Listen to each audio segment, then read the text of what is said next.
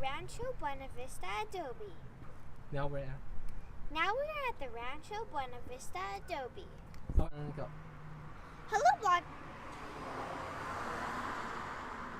Hello, Blogineers. We are at Vista, California. Hello, Blogineers. We are at Vista, California, and today we are going to be visiting a couple of different. Go. Alright. Okay, go.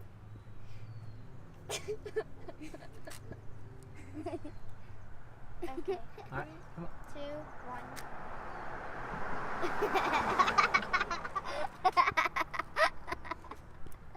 Three, 2, 1, go. Hello, Blogineers.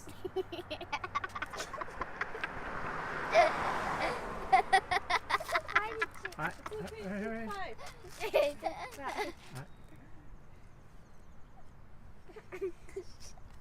That kind of practice. Alright, go. Hello, Blogineers. We are at Vista, and today we are going to be visiting a couple of different historical sites. And our first stop is... Go. Hello, Blogineers. We are at Vista, California, and today we are going to be visiting a couple of different historical sites. Alright, go. Hello, Blogineers. We are at Vista, California, and today we will be visiting a couple of sites. Alright, go. Hello, Blogineers. We are at Vista, California, and today we are going to be visiting a couple of historical sites.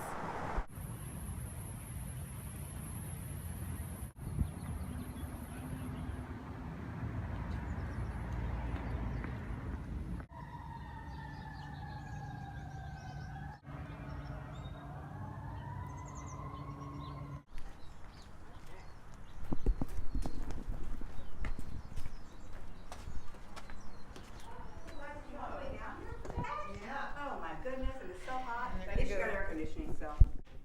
And there were no trees. That was rocks that they made this house out of, okay? You guys want to go ahead and get started? Have fun. Up here and stand in the shade. Maybe not as tall as that little tree right there, but that's just what it was. And In the late 1700s, and here's Mission San Luis Rey. And they were missionaries, and what they wanted to do was they wanted to convert or teach the Indians about Christianity, mostly Catholicism, being a Catholic. But they also wanted to teach them how to farm and how to read and write and to educate them. So when the missionaries came out, they built, you were there, you were at the Mission San Luis Rey, and they built that. And then they started, a lot of Indians started working there too. And then pretty soon, they had different farms out here. Well, in the livestock, Animals. you had a promise that you raise cows, maybe goats and horses, because that's what they really needed. He had to go out and he had to measure. Mexico and the United States went to war, got this land. And Felipe had to reapply again, all over again. Felipe built an adobe house, but it's not here. It doesn't exist anymore. He had a daughter named Maria. Maria filmed. It's because families lived here until 1989, when the city bought it. So if you go over here and you turn around and you look, this is a 3-car garage. That'd be a gift shop. They're very special bricks. People come and they ask me about it, and I need to learn more about it. Do you know about these bricks? No, but they look great. The color and We have a lot of weddings here, if you can imagine. The brides get ready here, and they'll have the event. They're, usually on Saturdays. Here's the old part. Let's go see it.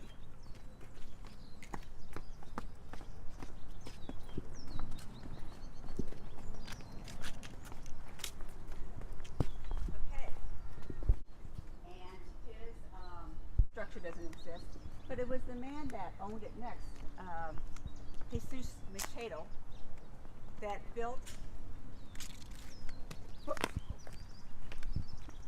that room and that room. And he wouldn't have had a 40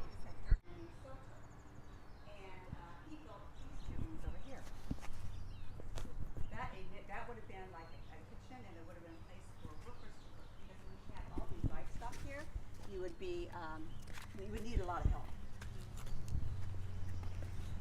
Then, after that, that's when the big ranching family, the Couts, moved here, and that's when the rest of this was filled in. These rooms were filled in. Around the turn of the century, by that time, they had, the railroad was coming through, and they were able to go up and down our local mountain, Palomar Mountain, so they were able to get wood. So this is the only part right here that's not built out of Adobe brick. But when we go in the other rooms, the walls are really fat. But because this room's built out of wood, it's not really fat.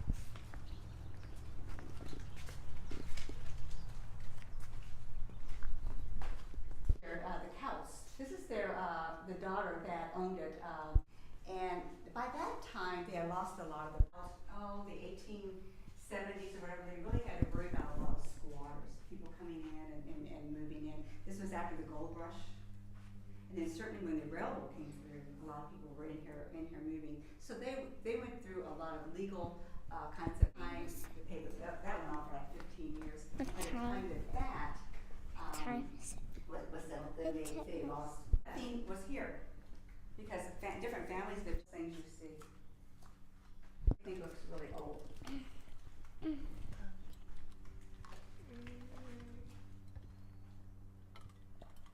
Back in the olden days.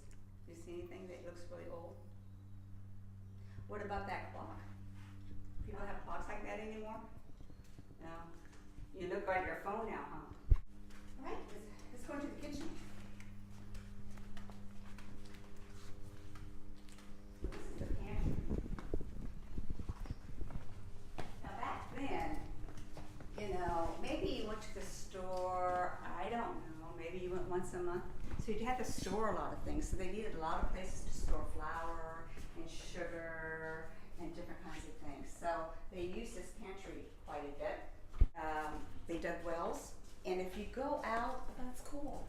If you go out the other way from whence you came in and go out through the other entrance, you'll cross a creek called Buena Vista Creek. And they would also dam that their livestock. So that's not hooked up because you see a family lived here in there. Open The refrigerator. this? Yeah. So this is around 1920, and that's about the time that this structure was wired for electricity too. That was fancy back then. Oh yeah, that was something. And you could make your own ice cubes and then after it was frozen and hard, then you crack the ice. And then you spill that out. Yep. Most of us can remember that. And you remember how you had to chip away all the ice. 1920s. That's about the time that it was wired. See the old Formica here. And when the city bought it, the dishwasher was here, but that wasn't really keeping in with the period, so we took that out. We have a lot of years because that's when you learn about American history in 5th grade. So you're probably learning more about the world when you were in 3rd grade, 4th grade. Did you learn about a lot about American history? Yeah. So whatever. So we had to have a real working stove. So this isn't really old. This one. This is one of the pieces that we have that isn't really old. But we needed a working and operating stove. Same thing for the refrigerator. We need something that's a really old picture. About the time that this. So you see, they even had electricity control back there. I think this was really interesting. So, yeah. Instead of using hot things, if you want to take this out of the stove, that's so cool. You want to try it?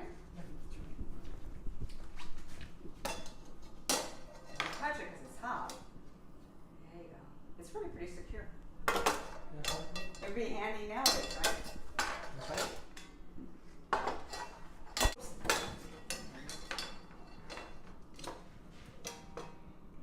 Take that hot pie out of the stove. Is it apple pie or cherry pie? They had to get a big piece of ice. That's the only way to keep it cold. So somebody would come and give and deliver ice to you, and you put that big piece of ice in here. The ice goes in there. Looks like it's like a freezer, I guess. And then You put your milk and your butter and your cheese and your meat, things like that, and then it kept it cold. That's how they used to do it in the olden days. Maybe that's what that opening is too. So soap and water in there, and then you take your socks and your shirt and your pants and you rub it on that thing. That would have been in its time, but again, I used to have. So that's when electricity came. So this one was electric. You see how it has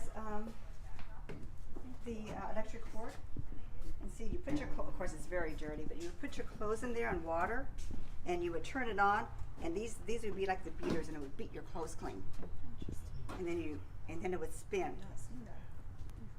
And then if there's still more water in your clothes, you put your clothes through here, and you roll this, and it would squeeze your clothes, and you pull your clothes out this way and squeeze all the water out. It's a lot of work. Nowadays, you just throw everything in the washing machine, and you push start, and it's all done, right? That's right. That's right. Was one of the younger Count's daughters. But after she lived here was the family called the Knights, and her father owned Cripple Creek Gold Mine in Colorado. After that period, if you lived here, you really had to have a lot of money because this really required a lot of upkeep. So that family, the Knights, had this built because back then Vista was really out in the country, and they had a lot of company. So there are 3 bedrooms there and a bath. So that was built in the 1920s. What was this? I'm not sure. I don't know. Spider webs. Yeah. You want to stick your...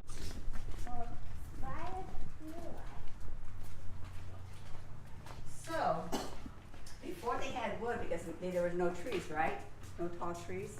So what they would do is they would get some, they would go out around the dirt, and they would find some dirt that was more like clay, and they would get straw and different kinds of rocks, things to hold together, and they'd shape it and they dry it in the sun.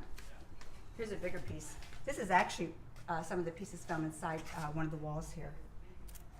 And so, what they would do, and after a while, they would get these shapes, but before they only did it by hand. They'd make a whole bunch of bricks. They had to lay it out in the sun until it dried, and then they pile the bricks on top of each other, and that would make your wall. But you see how they already had that veranda here? So they did have this, type of a covering here, like a porch, this porch, that kind of a thing. So, when they, inside here is all those bricks that I showed you. And they had to make it this fat because if it was too skinny, it would fall over. So all the rest of the rooms have really fat walls.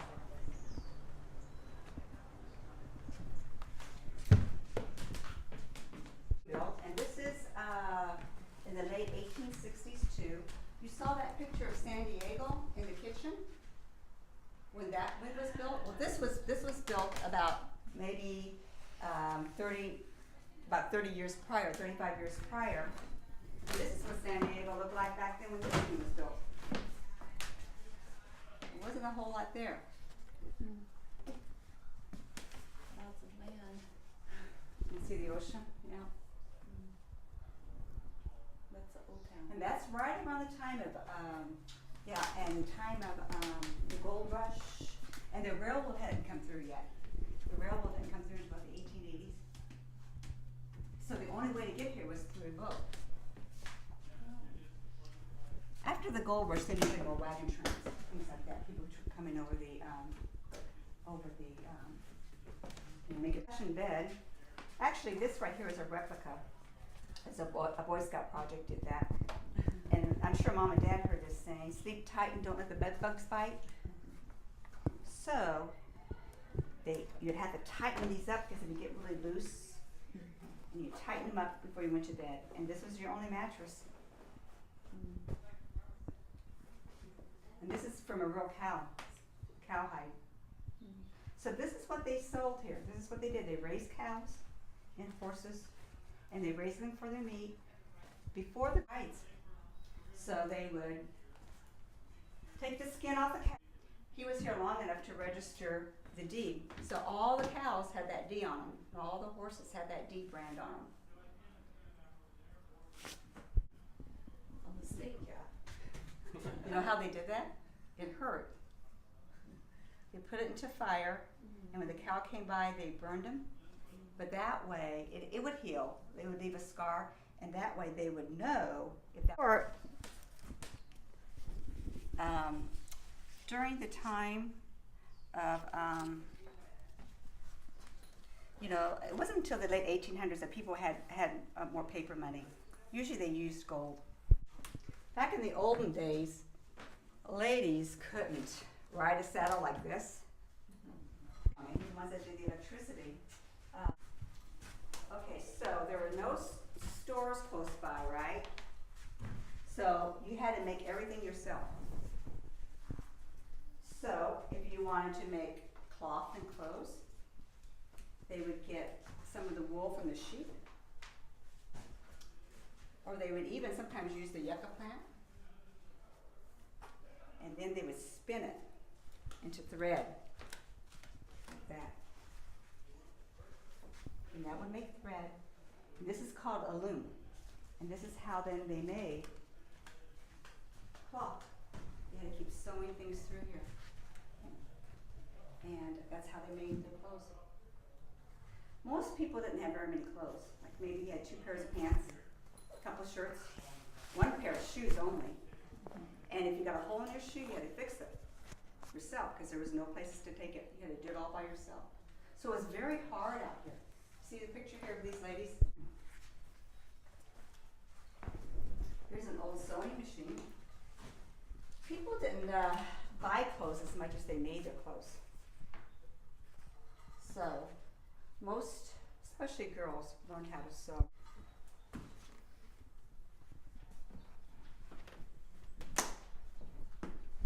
This is where the term heirloom comes from a loom, because you hand it down.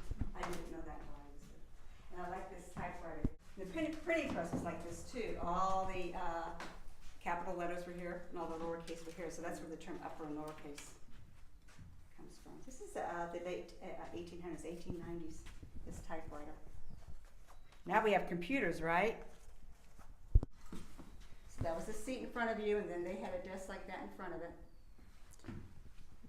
And before they had pencils, they would put their ink in here, and they would dip their, it's called a quill. It's a special kind of pen, and it would soak up the ink a little bit, and then you would write, and then the ink would go out, and you would have to dab and get a little bit more ink. It was very messy. So the kid. The problem. Pulling girls' pigtails, things like that. They did back in the olden days in kindergarten. They're doing a lot of arts and crafts here, huh? Let's see. That's not one. This is somebody's art book back then. They learned how to fold paper. Looks like they were practicing that to make designs. That's a fun sculpture. They had to make their own hammer. Yes. Candles. So they made their own candles. And then after a while, they could make a whole bunch of candles. They're quite fancy, you know. But before, they would take that hot towel, and they would, which was the fat from the animals, and they would dip it. It would make it real hot, and they would dip it hot, and they would put it in cold water, and they would dip it back in the hot again, and it would keep getting fatter and fatter and fatter until you made a candle. Yeah. If you open this up and you put your bread in here, then one side cooked, and you have to open that up and put your bread on the other side. It's very hot. You could burn yourself. Or they used candles, or they used oil lamps. So inside here would have been oil, and then there's a wick like this, and then they would light it, and then. So when you went from room to room, you usually had to take your light with you. The other room was dark. So you always had to take your light with you. And then you iron it, and then it would get cool. It would cool down, and you have to put it back on the stove again. You have to be very careful because you could burn clothes very easily. They didn't have the temperature control like they have now. You know how they clean their rugs? There wasn't carpet, and there was no vacuum cleaners. They had rugs like this. So they would take that rug outside and hang it up, and they would take this, oops, and they would hit that rug as hard as they could and hit all the, and beat all the dirt and the dust out of it. It's called a rug beater.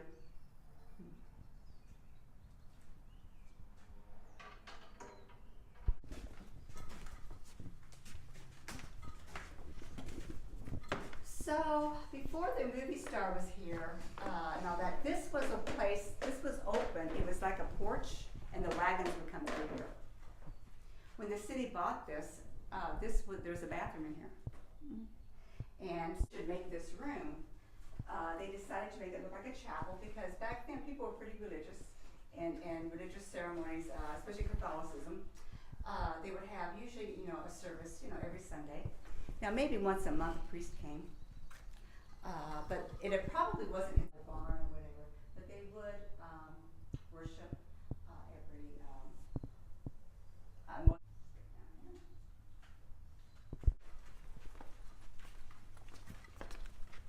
Okay, so this room, this was built, I would say, in the late 1870s, and this is one of the big cattle family that I shared with you that they also owned another ranch here in town called, and King House was the father.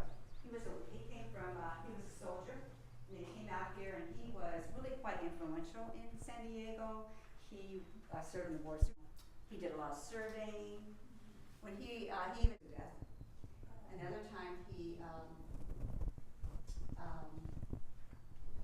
a man was threatening to kill him, and so they came across each other, and he took the initiative. No police out here.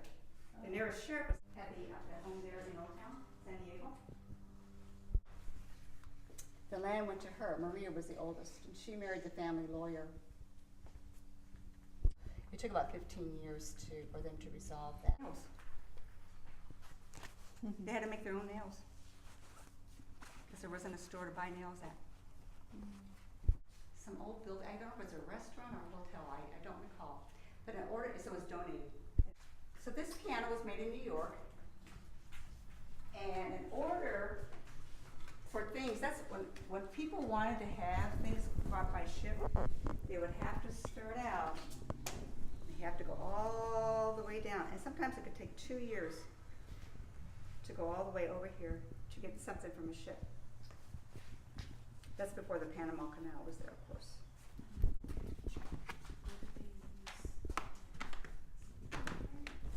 Here's a soldier's outfit, uniform from World War I. That's a cavalry coat. There's a picture of Maria, the daughter that owned it, with the family lawyer, her husband he was, and I'm sure he really. Were there bathrooms back then? What'd you do at night? You had to go potty. Or if it was raining out. This is, why am I blanking on the name of this? What is this called? Chamber pot. Thank you, chamber pot. You put that under your bed. If you had to go potty, you went in there and you put the lid back on. The next day you'd have to empty it out. There was no toilets. Or you went to the bathroom outside. And then you come in, you have to get well water, got the water from the well because there's no faucets, right? And plumbing. Get well water and you pour it in here and you wash your hands. So you could fold it up and you could put it on the wagon and take it with you. Lots of time there was more than one baby in here. See how big it is? You could fit 2 or 3 babies in here, huh? We talk about her in here because she's the one that had this bathroom built. And that's the producer and a director, and they did a lot of movies together. They did some controversial things. One of the movies you can still see is Uncle Tom's Cabin. She plays a slave in it, blackface. She was getting older. She was about 40, and she and her decided to move here. And he only lived maybe about 4 or 5 years after them. So in the 1930s, to have double sinks was quite the thing. That was quite fancy. Nobody had double sinks back then, but since she was a Hollywood actress, she also had these wardrobes, these closets built because nobody had closets. That was built to store some of her clothes. Here's an old swimming suit. Can you feel this? This is made out of wool. Why? I know. It would be wet and be around your ankles. I just don't get it. And not only that, uncomfortable. It carries a lot of water weight. Oh, yeah. We started having plumbing. And so when she came, very devoted to her, and he lived, with her and helped take care of the grounds until, and he died only 6 months after that.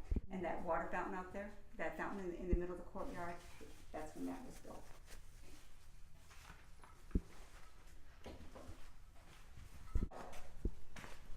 There you are.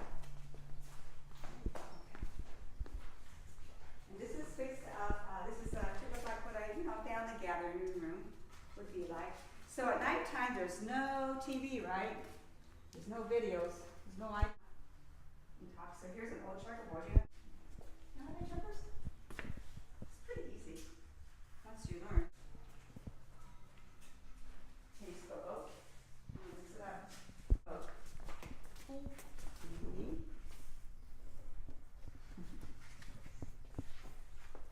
Oh. Okay. You took a picture. Gee. You stack it up. So you can do it that way. Do you see how this one is? Can you fix it so it looks like that one? Put the B on Little top. picture. Yeah. Put the B on top. What's next? Put the next one under it, right here. Oh, right underneath. You're going to make a picture of the boat too. What's next? A goes B O A. There you go. T. You spelled boat. See, you would have been good with that, huh?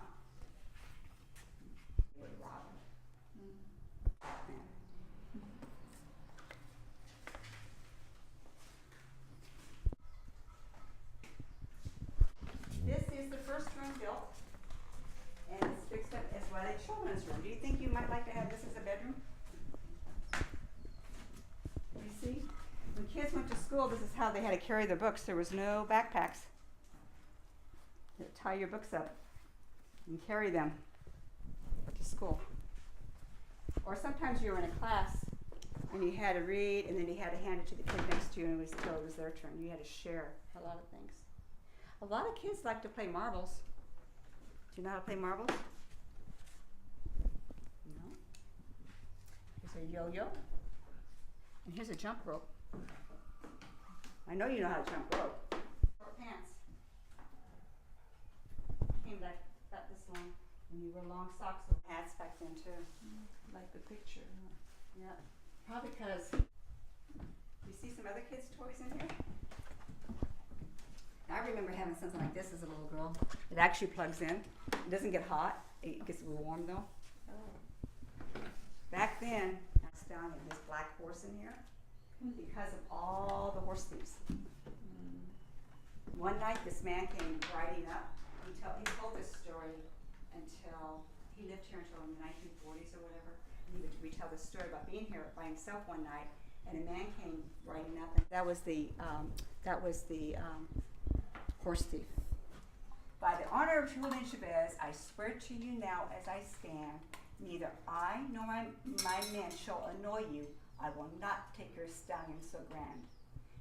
He mounted and wheeled in the courtyard, hasta luego, and with a touch of the spur, and Julian Chavez departed at ease in the saddle and sure. He said, now that we're friends, I'm not going to, because he came because he wanted to see that horse. Okay. Well, she was a movie star in the 30s and the 40s, and she gave that magnolia tree as a gift to the Hollywood movie star here, Margarita Fisher. We're thanking her for letting her stay. So that is almost 100 years old, and see, it's still flowers. That's pretty. Any questions about any think about it? All right. The kids puzzle. That's probably your brother's favorite, huh? So they're on well water here, so that fountain does work. So when there's weddings and all that, this part, and so they are trying to get it because it has to be made. One of the volunteers here made it. It sort of summarizes and put the whole to.